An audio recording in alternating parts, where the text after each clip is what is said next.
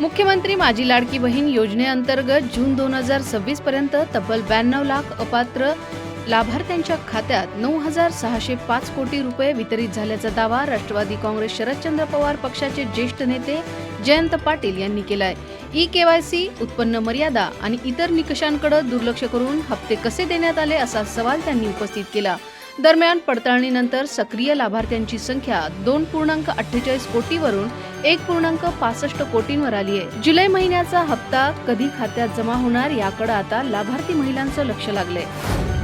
ऐन सणासुदीच्या काळामध्ये साखरेच्या वाढत्या दरांनी सर्वसामान्यांना मोठा झटका दिलाय। काही ठिकाणी 50 रुपये किलो दराने मिळणारी साखर आता 70 ते 80 रुपयांपर्यंत पोहोचली आहे। इथेनॉल उत्पादन आणि साखरेच्या साठ्याविषयी चर्चा सुरू असतानाच कृषी मंत्री दत्तात्रय भरणे यांनी दरवाढीवर प्रतिक्रिया दिली आहे। कारखान्यांकडे साखरेचा पुरेसा साठा नसल्याचं सांगत वाढलेल्या दराचा काही प्रमाणात फायदा कारखाने आणि शेतकऱ्यांनाही होऊ शकतो असं त्यांनी म्हटलंय। दरम्यान राज्यातील पावसाच्या असमानतेमुळे शेतकऱ्यांची चिंता वाढली असून चांगल्या पावसासाठी विठ्ठलाला साकडं घालावं लागेल असंही भरणे यांनी म्हटलंय। मुंबईतील भुलेश्वर परिसरात गणेशोत्सवाच्या आगमन मिरवणुकीदरम्यान भीषण दुर्घटना घडली आहे। 22 फुटांपेक्षा उंच भुलेश्वराचा राजा गणपतीची मूर्ती अचानक कोसळल्यानं दोघांचा दुर्दैवी मृत्यू झालाय तर 5 जण गंभीर जखमी झालेत। शनिवारी रात्री डॉक्टर आत्माराम मर्चंट रोड परिसरात ही घटना घडली। मृतांमध्ये गणपती मंडळाचे अध्यक्ष संकेत नेवशे आणि 38 वर्षीय ब्रिजेश हेमंत जोशी यांचा समावेश असल्याची माहिती आहे। मूर्तीला आधार देणाऱ्या फ्रेमच्या वेल्डिंगमध्ये त्रुटी आढळल्यानं ही दुर्घटना घडल्याचा प्राथमिक अंदाज अग्निशमन दलाने व्यक्त केला आहे। कॉक्रोच जनता पार्टीचे संस्थापक अभिजित दिपके यांनी सरकारी शाळांची दुरवस्था समोर आणण्यासाठी सुरू केलेल्या स्कूल ठीक करो अभियानादरम्यान लातूरमध्ये अनेक धक्कादायक बाबी समोर आणल्या। कमी पटसंख्येमुळे इतर शाळांमधील विद्यार्थ्यांना बसवल्याचा आरोप तसंच निकृष्ट पोषण आहाराचा मुद्दा त्यांनी उपस्थित केला होता। मात्र परवानगीशिवाय शाळेची पाहणी करणं, शिक्षकांना धमकावणं आणि सरकारी कामात अडथळा आणल्याच्या आरोपाखाली दिपके यांच्यासह 5 जणांविरुद्ध गुन्हा दाखल करण्यात आलाय। दरम्यान शाळांचं वास्तव जनतेसमोर आणणं हा गुन्हा असेल तर तो स्वीकारण्यास तयार असल्याची प्रतिक्रिया पक्षाच्या कार्यकर्त्यांनी व्यक्त केली आहे। बंगालच्या उपसागरात आज कमी दाबाचे क्षेत्र तयार होण्याची शक्यता असून त्याच्या प्रभावामुळे महाराष्ट्रातील काही भागात पावसासाठी पोषक वातावरण निर्माण झाले।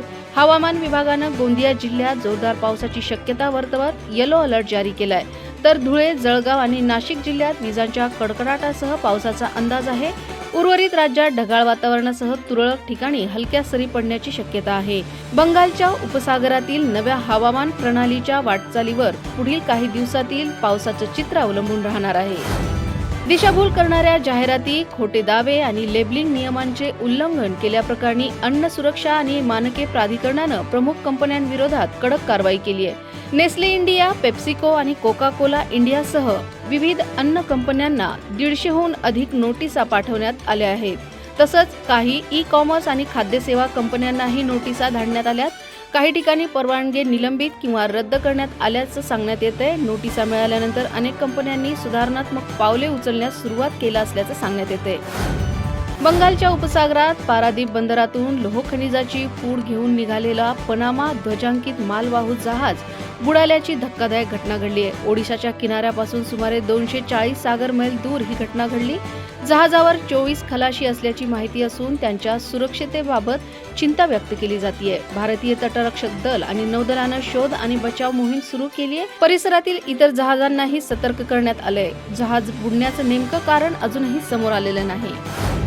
अमेरिकेचे राष्ट्राध्यक्ष डोनाल्ड ट्रम्प यांनी कॅनडाच्या सुमारे $20 अब्ज मूल्याच्या उत्पादनांवर 50% टॅरिफ लादण्याची घोषणा केल्यानंतर दोन्ही देशातील व्यापार तणाव वाढलाय। या निर्णयाला कॅनडानेही जशास तसं प्रत्युत्तर देण्याची भूमिका घेतली आहे। पंतप्रधान मार्क कार्नी यांनी 8 सप्टेंबरपासून अमेरिकेवर नवीन दंडात्मक शुल्क लागू करण्याची घोषणा केली असून पोलाद आणि दुग्धजन्य पदार्थांसह विविध क्षेत्रांवर त्याचा परिणाम होण्याची शक्यता आहे। व्यापार करारावरील वाटाघाटी फिसकटल्यानंतर सुरू झालेल्या या टॅरिफ संघर्षामुळे अमेरिका कॅनडा संबंधातील तणाव आणखी वाढण्याची शक्यता आहे।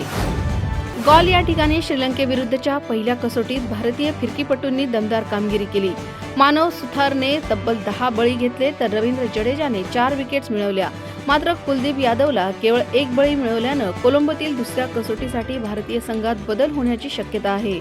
कुलदीपच्या जागी मध्य प्रदेशचा अनुभवी फिरकीपटू सारांश जैनला पदार्पणाची संधी मिळू शकते. दरम्यान श्रीलंकेनेही सलामीच्या फलंदाजात बदल करण्याचे संकेत दिले असून कामिल मिश्राला संधी मिळण्याची शक्यता आहे. आज सुरू होणाऱ्या दुसऱ्या कसोटीकडे क्रिकेट चाहत्यांचं लक्ष लागलंय.